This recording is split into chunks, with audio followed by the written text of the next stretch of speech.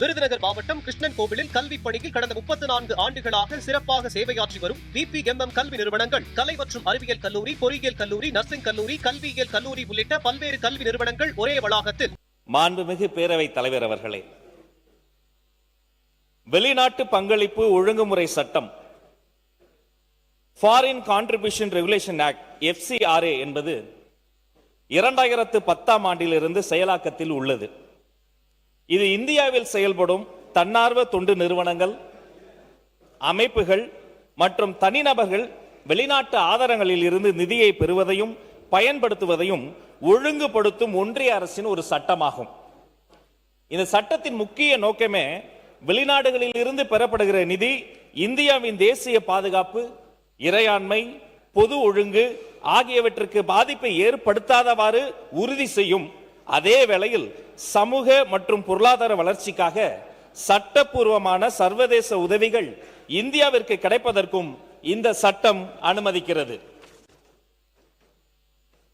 தற்போது ஒன்றிய அரசு வெளிநாட்டு பங்களிப்பு ஒழுங்குமுறை திருத்த சட்ட முன்வடிவு 2026 தற்போது நாடாளுமன்றத்தில் முன்மொழிந்துள்ளது.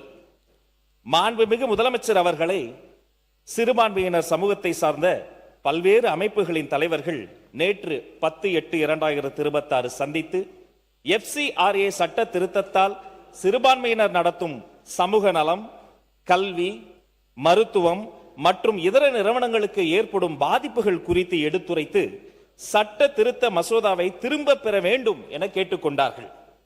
மேலும் வெளிநாட்டு பங்களிப்பு ஒழுங்குமுறை திருத்த மசோதா 2026 கீழ் வெளிநாட்டு பங்களிப்பு ஒழுங்குமுறை சட்டத்தின் கீழான பதிவு ரத்து செய்யப்படுதல், தன்னார்வமாக ஒப்படைக்கப்படுதல் அல்லது பதிவு காலாவதியாகுதல், புதுப்பிக்கப்படாமை அல்லது புதுப்பிப்பு மறுக்கப்படுதல் போன்ற சூழ்நிலைகளில் வெளிநாட்டு பங்களிப்புகள் மற்றும் அவற்றின் மூலம் உருவாக்கப்பட்ட சொத்துக்கள் தொடர்பாக ஒன்றிய அரசால் நியமிக்கப்பட்ட அதிகாரத்திற்கு, அதாவது டெசிக்னேட்டட் அத்தாரிட்டி, அதற்கு விரிவான அதிகாரங்கள் வழங்கப்படுவது குறித்தும், அத்தகைய அமைப்புகளின் வெளிநாட்டு பங்களிப்புகள் மற்றும் அந்த பங்களிப்புகளின் மூலம் முழுமையாகவோ அல்லது பகுதியாகவோ உருவாக்கப்பட்ட சொத்துக்கள் குறிப்பிட்ட சூழ்நிலைகளில் முதலில் தற்காலிகமாகவும் பின்னர் நிரந்தரமாகவும் நியமிக்கப்பட்ட அதிகாரத்திடம் ஒப்படைக்கப்படும் வகையில் முன்மொழியப்பட்டுள்ள நடைமுறைகள் குறித்தும், பல ஆண்டுகளாக சட்டப்பூர்வமான நன்கொடைகள் மற்றும் பங்களிப்புகள் மூலம் உருவாக்கப்பட்டு தற்போது மருத்துவமனைகள், பள்ளிகள், கல்வி நிறுவனங்கள், ஆதரவற்றோர் இல்லங்கள்,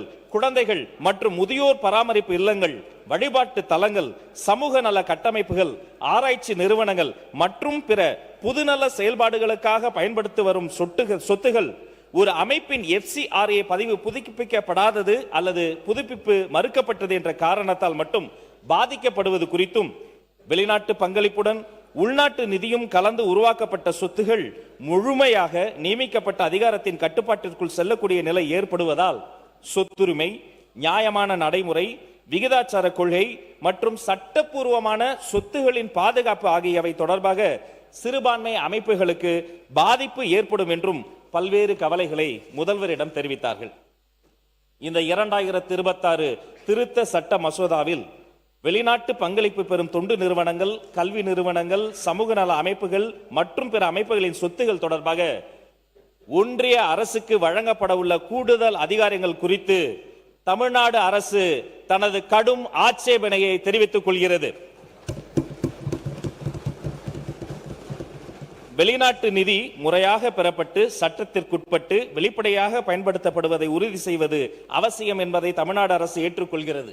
அதே வேளையில் இத்தகைய ஒழுங்குமுறை நடவடிக்கைகள் கூட்டாட்சி தத்துவம், சட்டத்தின் ஆட்சி, இயற்கை நீதி, விகிதாச்சார கொள்கை மற்றும் சட்டப்பூர்வமான சொத்துரிமை ஆகிய அரசியல் அமைப்பு அம்சங்களுக்கு உட்பட்டதாக இருக்க வேண்டும். மாண்புமிகு பேரவைத் தலைவர் அவர்களே, முழுமையாகவோ அல்லது பகுதியாகவோ உள்நாட்டு நிதியால் உருவாக்கப்பட்ட சொத்துகள், குறிப்பாக உள்நாட்டு மற்றும் வெளிநாட்டு நிதி இரண்டையும் இணைத்து உருவாக்கப்பட்ட சொத்துகள் தன்னிச்சையாக அல்லது அளவுக்கு மீறிய அரசுடைமையாக்க நடவடிக்கைகளில் இருந்து பாதுகாக்கப்படுவதற்கான தெளிவான சட்ட பாதுகாப்புகளை ஏற்படுத்துமாறு இந்த மன்றம் வலியுறுத்துகிறது.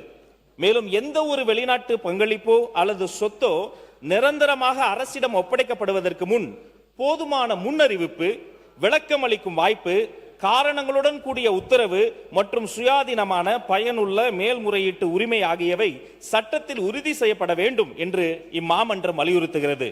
ஒரு நிறுவனத்தின் FCRA பதிவு புதுப்பிக்கப்படாதது அல்லது புதுப்பிப்பு தாமதமானது என்ற காரணத்தால் மட்டும் அந்த நிறுவனம் சட்டவிரோதமாக வெளிநாட்டு நிதியை பயன்படுத்தியதாக எந்த குற்றச்சாட்டும் இல்லாத நிலையில் அந்த நிறுவனம் சட்டப்பூர்வமாக பெற்ற அல்லது உருவாக்கிய சொத்துக்களை தானாகவோ அல்லது அளவுக்கு மீறிய வகையிலோ இழக்க செய்யக்கூடாது. FCRA தொடர்பான எந்த ஒரு புதிய சட்ட கட்டமைப்பும் இயற்கை நீதி, விகிதாச்சார கொள்கை, சட்டப்பூர்வமான சொத்துரிமைகளின் மீதான பாதுகாப்பு, நியாயமான எதிர்பார்ப்பு மற்றும் கூட்டாட்சி தத்துவம் ஆகியவற்றை முழுமையாக மதிக்கும் வகையில் அமைய வேண்டும் என்று இம்மாமன்றம் வலியுறுத்துகிறது. மாண்புமிகு பேரவைத் தலைவர் அவர்களே, ஒன்றிய அரசுக்கு தமிழ்நாடு அரசு கூறுவது என்னவென்றால், தேசிய பாதுகாப்பை உறுதி செய்வதிலும் வெளிநாட்டு பங்களிப்புகளின் பயன்பாட்டில் வெளிப்படைத்தன்மையை உறுதி செய்வதிலும் தமிழ்நாடு அரசு உறுதியாக உள்ளது. அதே நேரத்தில் இத்தகைய நோக்கங்களை அரசியல் அமைப்பு சட்ட பாதுகாப்புகள், கூட்டாட்சி தத்துவம், நிறுவனங்களின் தன்னாட்சி, சட்டப்பூர்வமான சொத்துரிமைகள் மற்றும் பொதுச்சேவை நிறுவனங்களின் தொடர்ச்சியான செயல்பாடு ஆகியவற்றை பாதிக்காமல் அடைய முடியும் என்றும் தமிழ்நாடு அரசு உறுதியாக நம்புகிறது. எனவே மேலே விவரிக்கப்பட்ட ஆட்சேபனைகளின்படி வெளிநாட்டு பங்களிப்புகளுடன் தொடர்புடைய சொத்துக்களை அரசின் கட்டுப்பாட்டிற்குள் கொண்டு வருதல், நிர்வகித்தல் மற்றும் அப்புறப்படுத்துதல் தொடர்பான சட்ட திருத்த மசோதாவை ஒன்றிய அரசு உடனடியாக திரும்ப பெற வேண்டும் என்று நமது அரசு ஒன்றிய அரசை வலியுறுத்தும். இந்த தீர்மானத்தை சட்டப்பேரவை ஒருமனதாக நிறைவேற்றிட கேட்டுக்கொள்கிறேன்.